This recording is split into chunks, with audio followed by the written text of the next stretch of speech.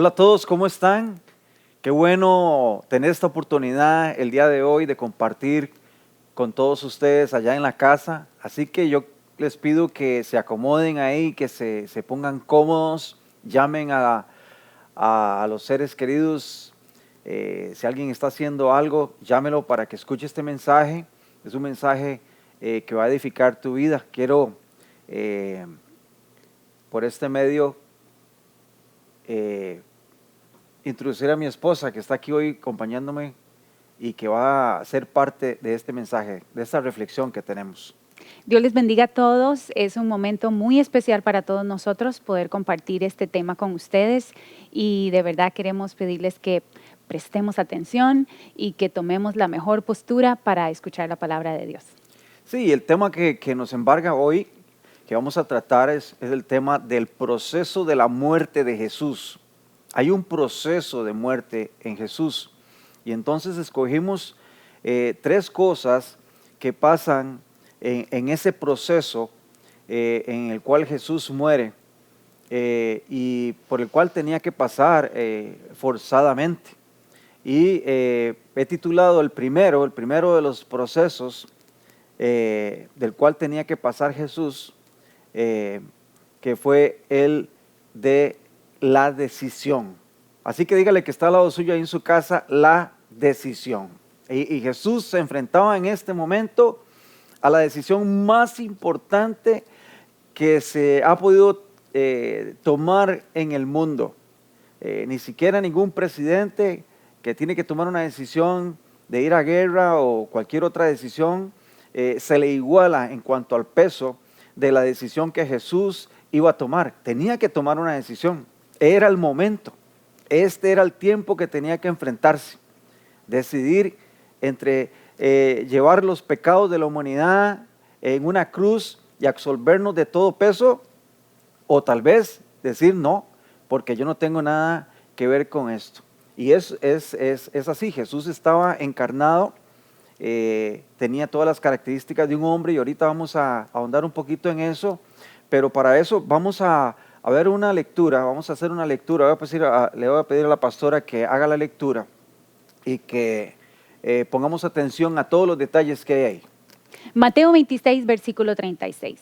Entonces llegó Jesús con ellos a un lugar que se llama Getsemaní y dijo a sus discípulos: sentaos aquí, entre tanto que yo voy allí y oro. Y tomando a Pedro y a los dos hijos de Zebedeo, comenzó a entristecerse y a angustiarse en gran manera. Entonces Jesús les dijo: mi alma está muy triste hasta la muerte. Quedaos aquí y velad conmigo. Yendo un poco adelante, se postró sobre su rostro, orando y diciendo: Padre mío, si es posible, pasa de mí esta copa, pero que no sea como yo quiero, sino como tú. Vino luego a sus discípulos y los halló durmiendo. Y dijo a Pedro: ¿así que no habéis podido velar conmigo una hora? Velad y orad para que no entréis en tentación. El espíritu, a la verdad, está dispuesto, pero la carne es débil. Otra vez fue y oró por segunda vez diciendo: Padre mío, si no puede pasar de mí esta copa sin que yo la beba, hágase tu voluntad. Vino otra vez y los halló durmiendo, porque los ojos de ellos estaban cargados de sueño. Y dejándolos, se fue de nuevo y oró por tercera vez, diciendo las mismas palabras. Entonces vino a sus discípulos y les dijo: dormid ya y descansad. He aquí ha llegado la hora y el Hijo del Hombre es entregado en manos de pecadores. Levantaos, vamos, ved, se acerca el que me entrega. ¡Wow! ¡Qué tremenda historia! Wow. Y ahí, en eso, pastora, se desenvuelve, como les decía, la decisión más importante de la historia. Déjeme decirle que, como dato curioso y algo que conmueve mi corazón, Jesús nunca tuvo nada. Este lugar de Getsemaní se lo prestaban para llegar a orar. Es más, el sepulcro que fue prestado también, el aposento alto fue prestado también, el pollino que entró en gloria hacia la ciudad fue prestado también. Vemos cómo Jesús lo que quería era servir y nunca se encadenó a cosas materiales. Pero yendo al punto de Getsemaní, Getsemaní tenía, tenía un significado griego que traducido en arameo es prensa de olivas. ¡Wow! Y él iba a ser prensado, iba a ser molido en ese momento. Era como una también premonición de lo que iba a pasar. Una profecía ya determinada en el Antiguo Testamento, pero que ya iba a comenzar a acontecer, iba a ser molido. Y ahorita vamos a entrar en ese detalle. Era el momento, pastora, de agonía, donde se iba a librar una de las batallas de los siglos por los siglos. Era la decisión de todo lo que íbamos a nosotros a poseer. Una decisión que iba a cambiar la vida. Pero vean los detalles para ir ya desarrollando el tema, es que Jesús se encontraba ahí con 11 discípulos. Ya Judas estaba trayendo a la gente que lo iba a apresar. Y toma a esos 11 discípulos, se queda con 3 discípulos, a los otros 8 los deja, porque Jesús siempre tenía 3 discípulos que lo acompañaron en varias cosas, como la transfiguración, que era Pedro, Jacobo y Juan. Y él tenía que apoyarse porque sabía lo que venía. Era una prueba. Y los llamó y se apoyó en ellos para pedirles que oraran. Qué importante es la oración en tiempos de prueba, ¿verdad, pastora? Definitivamente. Es que estamos viendo que aquí Jesús lo que hizo fue apartarse. Y apartarse no precisamente para llorar, aunque la palabra dice que estaba triste y estaba angustiado, pero Jesús estaba haciendo algo específico que era orar. Sí, y dice que comenzó a entristecerse. Su alma estaba al tope. Sus emociones como hombre, porque tenemos que entender que Jesús vino a este mundo con características de un hombre. Y que a veces no entendemos eso, que era un hombre con emociones, y las emociones estaban completamente afectadas por lo que iba a suceder. Jesús lloró. Jesús se frustró. Se enojó. Jesús se enojó. Comía. Jesús comía. Y Dormía. me imagino que se reía. Todas esas características iguales a las suyas las tenía Jesús en ese momento. No era invencible. Y en ese momento de oscuridad, de tristeza, porque déjeme decirle algo, es terrible saber el futuro. Por eso no se aconseja y por eso el futuro no lo sabemos. Y hay gente que quiere saber el futuro. Pero Jesús sí sabía lo que iba. Y a veces el saber lo que va a acontecer es más duro que cuando uno está realmente ahí metido, pastora. Imagínese saber lo que va a acontecer, el sufrimiento que esto le ocasionaba a Jesús. Ya venía el que lo iba a entregar, ya venía los que lo iban a humillar. Y entonces las emociones estaban ahí al tope con él. Por eso es que quería que lo apoyaran en oración. Qué importante es la oración y el apoyo en la oración. Y no lo pudo conseguir. ¿Crees que la oración es importante en momentos de crisis, que alguien esté orando con uno y apoyando? Es definitiva, es una de las formas. La palabra dice que la oración es poderosa para el justo, que es eficaz para el justo, pero también el versículo que habla de que si nos ponemos de acuerdo, si en oración pedimos al Padre en su nombre, os será hecho. O sea que la oración no es un asunto que se lleva solo, y hay momentos importantes en la vida donde se ocupa el apoyo de otros. Correctamente. En este momento Jesús llega, ora al Padre, sale en la primera y los ve dormidos. ¡Wow! No pudieron estar despiertos apoyándolo. Ya él estaba solo desde ese momento. Estaba con el temor de la muerte. Imagínense a Dios hacerse hombre, que no sabía nada, no tenía nada que ver con la muerte. Nosotros nacemos desde que tenemos razón. Vemos gente que va y hay que hacerle el entierro porque se murió. Tenemos relación, pero él no tenía relación con la muerte. Y segundo, que no tiene nada que ver con el pecado. Él estuvo en este mundo y nunca pecó. Fue sin pecado. Y cargar con los pecados era algo que lo ponía en shock.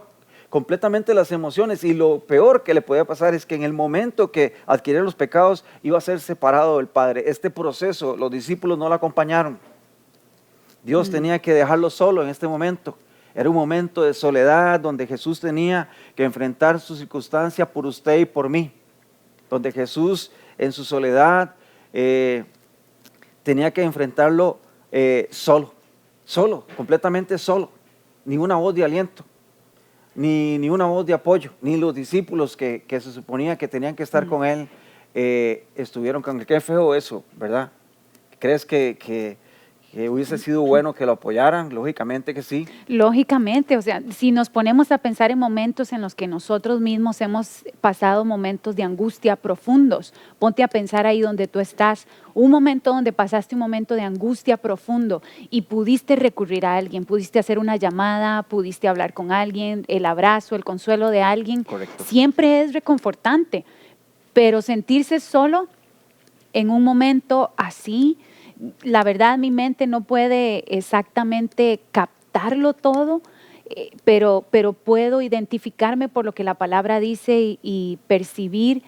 Jesús estaba solo y sus discípulos durmiendo. No, imagínate que tal vez ahí hay momentos en la vida, porque todo tiene que ser, lo estamos llevando al sentido práctico. A veces la vida no tiene sentido. Y estás, hombres, y uno pregunta que por qué pasan las cosas, pero todo tiene un propósito, todo estaba bien organizado, todo estaba bajo el plan de Dios. Amén. Amén. Qué tremendo Así es. esto, ¿verdad? Imagínese un hombre que va a querer morir de 33 años. Joven. Y por algo que él no cometió. Pues en ese momento cuando él le dijo, Padre mío, si es posible, pase de mí esta copa, pero no sea como yo quiero, sino como tú. Qué impresionante. Muchas veces nosotros como cristianos anteponemos nuestras emociones y lo que nosotros queremos por encima de los principios bíblicos, por encima de lo que debemos hacer. Este es un ejemplo del cual tenemos que aprender nosotros. Número 1, apoyarnos en oración en momentos difíciles. Y número 2, que no importa lo que yo piense y lo que yo sienta, lo que yo tengo que hacer es seguir los principios cristianos. Es importante esto, ¿verdad, pastora? La palabra nos da los recursos, los principios que debemos de seguir. Las emociones son inestables, son peligrosas. Jesús sintió todas las emociones, en ese versículo lo dice claramente, estaba angustiado, estaba triste.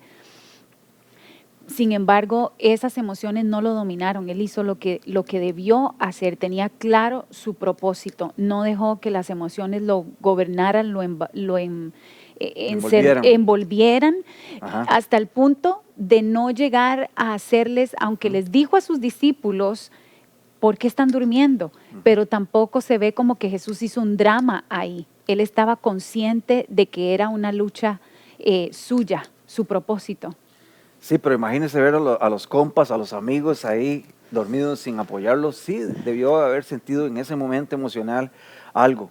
Pero déjame decirte, todos nosotros pasamos por nuestro propio Getsemaní, donde sí. parece que las cosas no tienen sentido, donde tenemos que aprender a decir, hágase tu voluntad. Y hay un detalle importante con esto, que cuando Jesús le hace la prerrogativa, la pregunta al Padre, el Padre no le contestó. Muchas veces pensamos que el Padre nos tiene que contestar en todo, pero aquí es una prueba de que Dios no le contestó, no le dijo que sí, que está bien, puedes pasar, porque no se podía. Tenía que suceder lo que tiene que suceder. Hay momentos cuando estamos en Getsemaní, que todo está oscuro, que pedimos al Padre y Él no nos va a responder.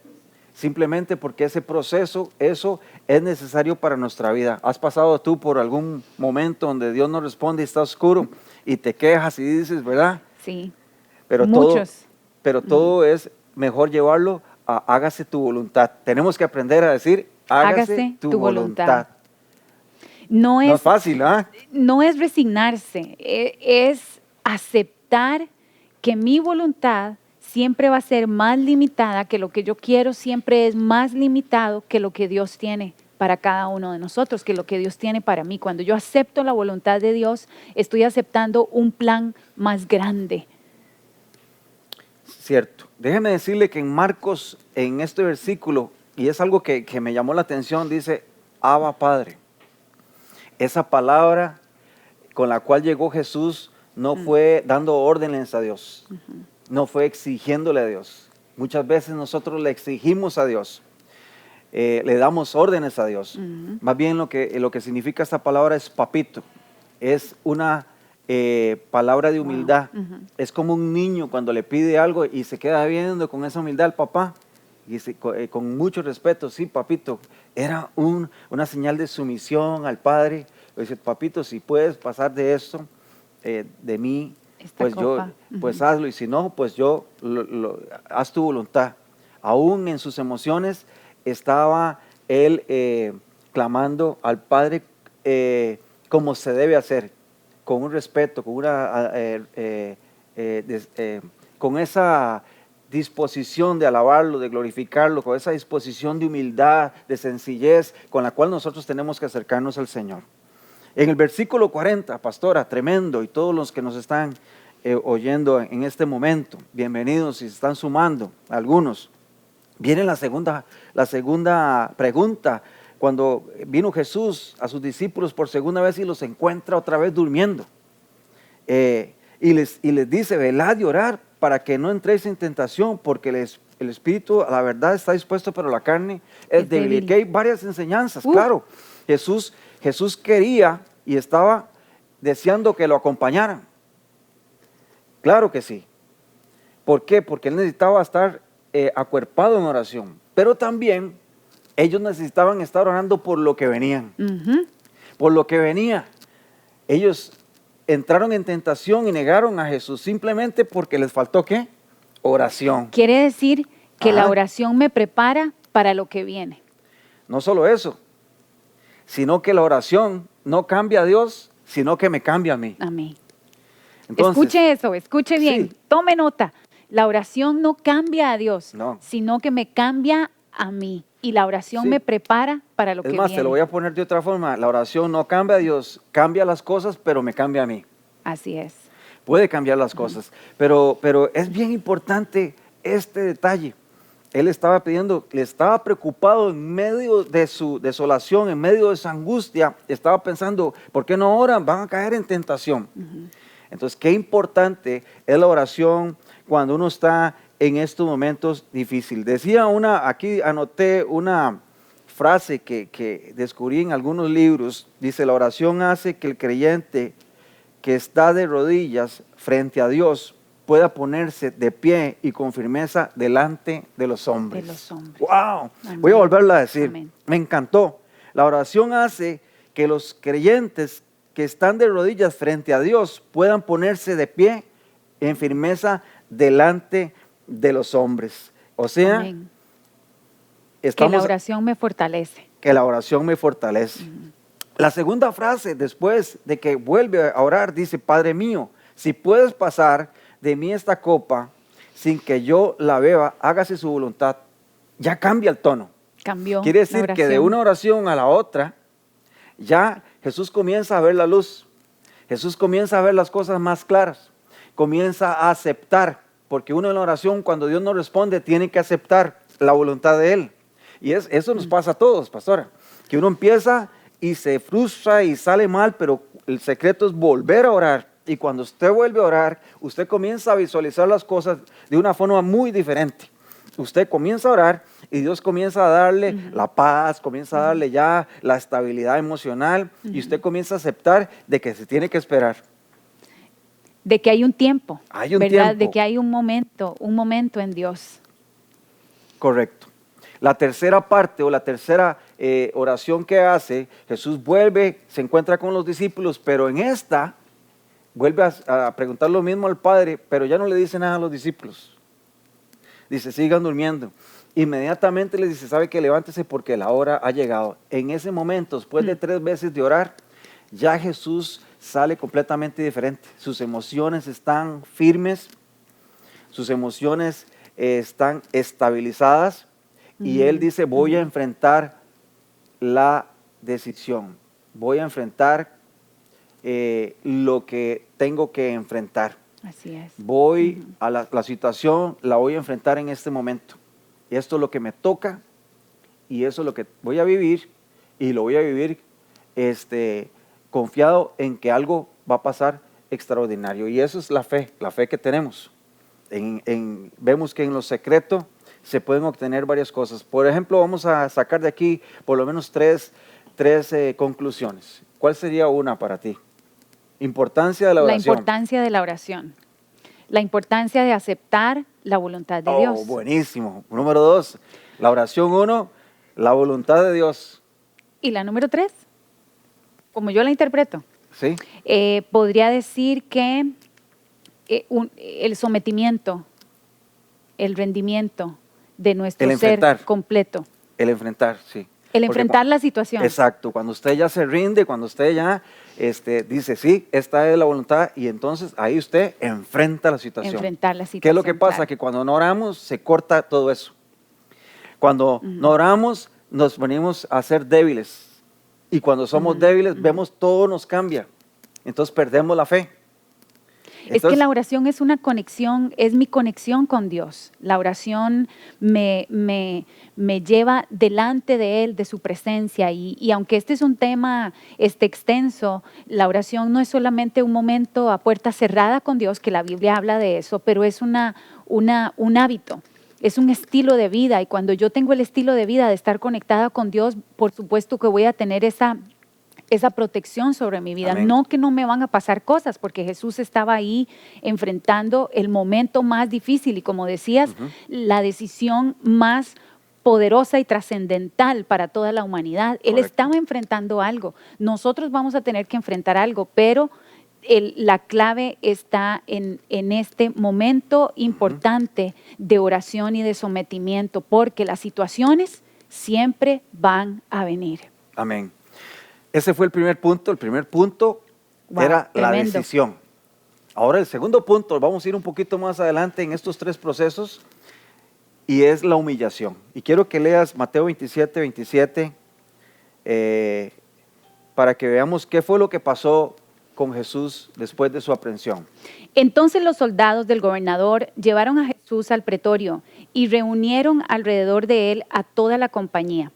Y desnudándole, le echaron encima un manto de escarlata y pusieron sobre su cabeza una corona tejida de espinas y una caña en su mano derecha. E hincando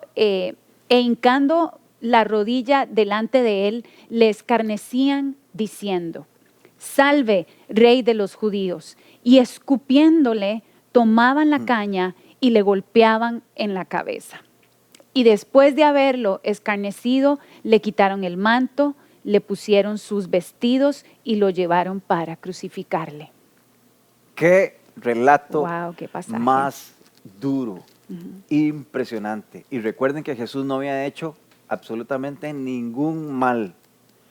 Todo se cifraba por la envidia de las sectas de los fariseos, escribas, etcétera, que no podían soportar que alguien les estuviera instruyendo y que les estuviera cambiando su perspectiva de la religión.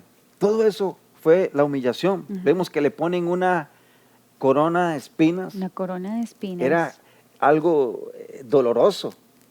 Y le ponen un manto, seguramente lo agarraron, no sé, de algún lado y se le pusieron una caña. Una caña en su mano. Sí, y después no solo eso, sino que lo escupieron, lo golpearon. Era el momento de la humillación. El pretorio contaba con de unos 400, 600 soldados. Jesús no podía escapar, ni estaba con ganas de escaparse. Él tenía que pasar por la humillación. Qué importante, en momentos de humillación es cuando sale lo mejor de nosotros. En esos momentos donde nos desprecian, en esos momentos donde no nos aceptan, en ese momento es cuando se burlan de nosotros, es cuando sale lo mejor de nosotros. Parecerá un cuadro horrible, parecerá un cuadro grotesco, y así fue. No estoy diciendo que no fue así, pero yo creo que que esto fortaleció de alguna forma a Jesús y lo iba a exaltar a lo sumo, lo iba a poner en una condición diferente, porque al ver que él renunció a todo su orgullo, renunció a toda su posición, eso quiere decir eso, esa humillación, el desprecio de la escupa en la cara, ese desprecio lo iba a poner en una condición de rey, en una condición que yo no puedo olvidar. Usted podría olvidarse después de leer eso, de lo que hizo Jesús y la humillación que... Entonces, ¿por qué no aprovechamos eso?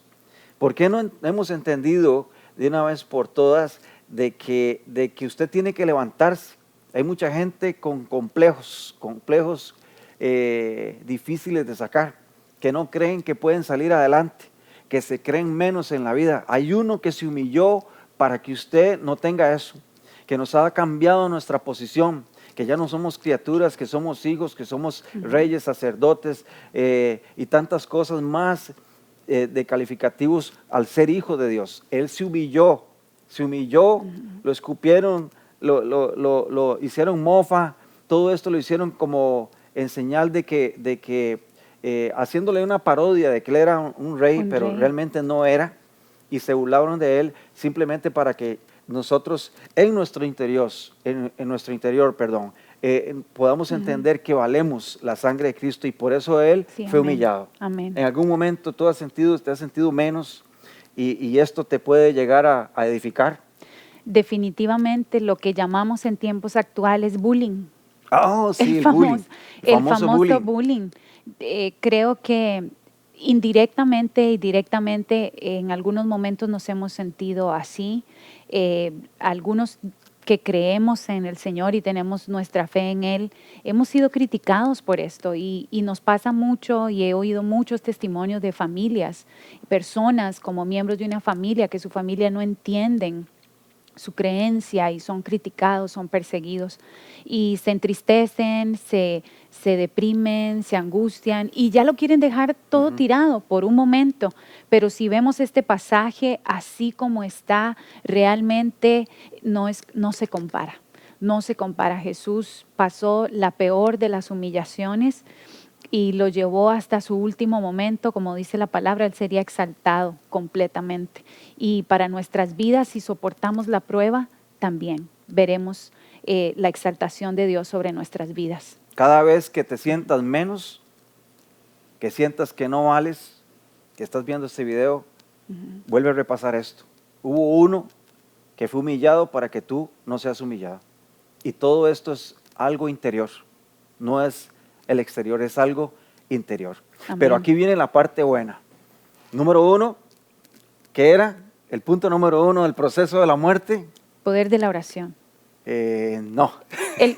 La decisión. Oh, la decisión. La decisión. Y número 2. Me llegó ese punto, la humillación. La humillación. Y ahora es el tiempo de la conquista. Y quiero ver, es lo mismo contado por diferentes autores. En este momento Juan 19:30 dice: cuando Jesús hubo tomado el vinagre, dijo: consumado es. Y habiendo inclinado la cabeza, entregó el espíritu. El proceso de muerte llega ahí a la cúspide de la situación, y llega y muere. Y entonces dice: consumado es. Hasta me motiva esto, es que hasta el final dice una palabra que cambia el destino completo del propósito de todo esto. Y es que mira, consumado significa se acabó, perfecto, completo, hecho, concluido, se pagó. Eso es consumado. Pero es una palabra de victoria. Amén. Tal vez, miren, muchos pensaron que Jesús había perdido. El mismo diablo estaba engañado. Con todo eso, mire, lo humillamos, lo maltratamos, cumplimos nuestro objetivo, pero no sabía que con la palabra consumado iba a pasar muchas cosas. Claro, después la próxima semana vamos a hablar sobre la resurrección, pero para que Él obtuviera esa resurrección en gloria, tenía que morir, y algo tenía que pasar ahí, pastora. Sí, amén. ¿Te motiva ese consumado? Qué poderosa palabra, ¿verdad? Es que hay algo poderoso detrás de ese consumado. Las palabras de Jesús siempre las palabras de Jesús tenían un peso de gloria, tenían un significado poderoso, tenían una razón de ser. Y ese consumado tiene algo poderoso en sí. Claro que sí. Que yo sé que es a eso a lo que vas. Sí, tomé unas notas y consumado era el cumplimiento enteramente de todos los tipos de profecías del Antiguo Testamento. En ese consumado está contenido el cumplimiento de todas las profecías de Jesús. Este es el Rey de Reyes. No solo eso, sino acabado con esto, todas las normas de la ley ceremoniales. ¿Entiende lo que es esto? La realidad del sacrificio del Calvario, la sombra de todos los sacrificios. Ya cambia a través de la muerte de Jesús. Mira otra cosa, que a través de la muerte y consumado es, de ese proceso de muerte, Dios nos perdona, o sea, adquirimos la justificación. Amén. Somos justificados a través de Jesús. Somos personas que Dios, cuando nos vuelve a ver, nos ve puros, irreprensibles y sin mancha. A través de Jesús. Nos pone en una condición de que no es la misma condición de alguien que no conoce a alguien que conoce. Extraordinaria verdad. Entonces, todas estas cosas sucedieron por el consumado es. Pero hay algo más de esto. Y es un versículo que ha ministrado mi vida durante mucho tiempo, y es Colosenses 2:13, que dice: y a vosotros, estando muertos en pecados y en la incircuncisión de vuestra carne, os dio vida conjuntamente con él, perdonando todos los pecados, anulando el acta de decretos que había contra nosotros. ¡Wow! ¿Ah? Que nos era contraria, dice la palabra, quitándola de en medio y clavándola en la cruz, y despojando los principados y a las potestades, los exhibió públicamente, triunfando sobre ellos en la cruz. Amén. Miren, no puedo decir todo lo que esto significa, pero es que me emociona que cuando dijo consumado, todo este proceso que pasó, que realmente nos brincamos mucho, ¿verdad? Solo dijimos algunas cosas para llegar a este punto. Consumado es, dice que anuló el acta de decretos que estaba contra nosotros. Eso es como Pablo usa la figura de contabilidad.